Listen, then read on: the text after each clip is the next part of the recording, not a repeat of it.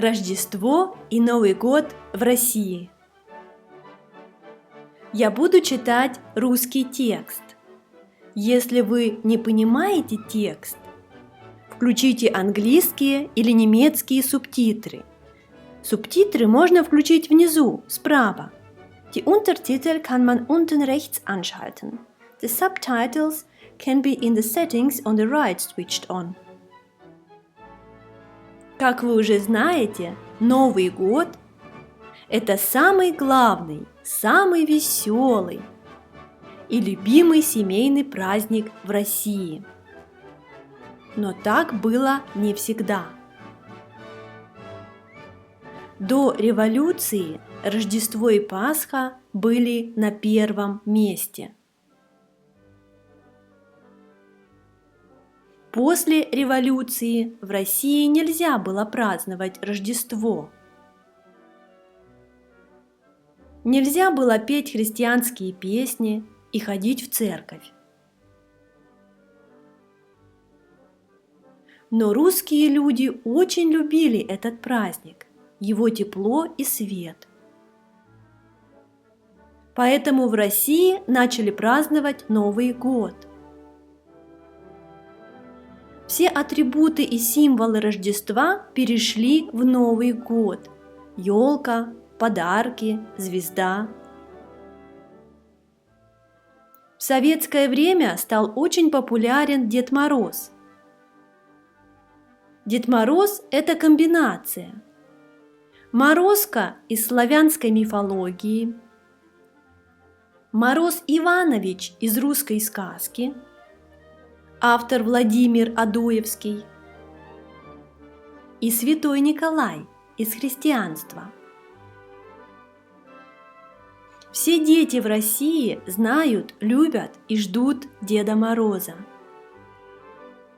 Это старый и добрый дедушка. У него есть теплая зимняя шапка, длинная красная или синяя шуба и, конечно, русские сапоги-валенки. Говорят, что он живет в Архангельске, на севере России. Там есть почта Деда Мороза. Ему можно написать письмо и сказать, какой подарок ты хочешь. Дед Мороз обязательно это подарит. Обычно он кладет свои подарки ночью, 31 декабря под елку. Приходит Дед Мороз не один. С ним всегда Снегурочка, его внучка. Это молодая и красивая девушка.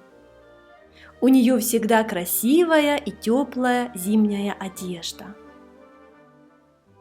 Она помогает Деду Морозу дарить подарки детям.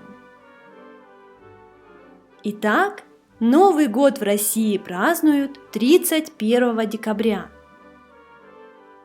Как вы думаете, какие символы у Нового года в России? Как мы уже сказали, это Дед Мороз, Снегурочка, елка, подарки, звезда.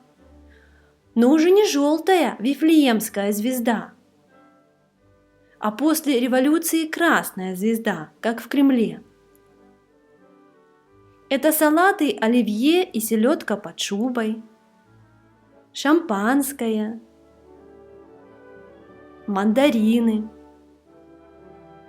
фейерверк, салюты, бенгальские огни.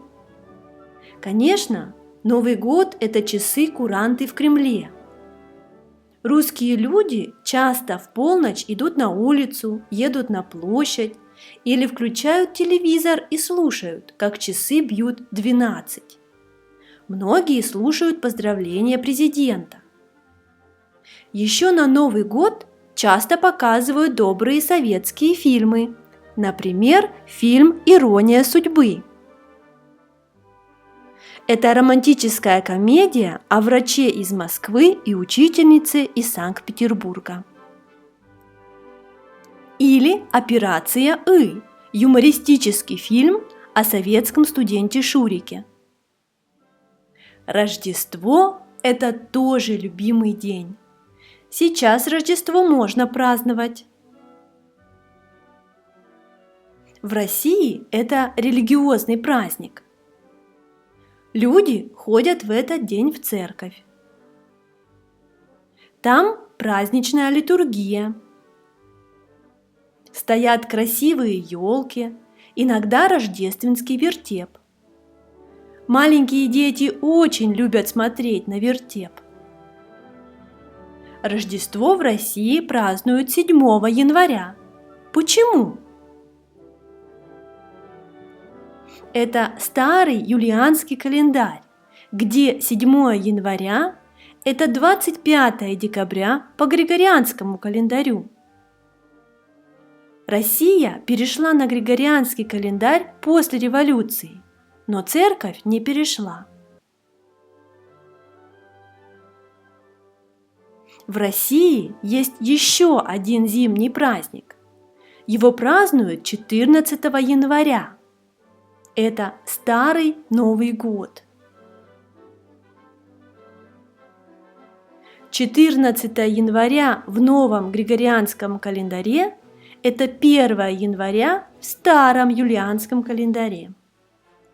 В этот день в России есть традиция делать вареники сюрпризами. Сюрприз в варенике говорит твое будущее. Например, если в варенике много соли, у тебя будут проблемы. Много перца – новые друзья. Лавровый лист – тебя ждет успех. Россия очень любит свои новогодние и рождественские традиции, но с интересом принимает иностранные традиции. Например, мы печем новогоднее печенье, мы собираем имбирные домики, мы пьем ароматный глинтвейн, экспериментируем с рецептом Штоллена, пишем новогодние резолюции, носим веселые шапки Санты, готовим адвент-календари и считаем дни до Нового года или Рождества. Выбираем животное-символ Нового года по китайскому календарю. Как видите, в России Новый год – это очень яркий и веселый праздник. Может быть, поэтому его все очень любят.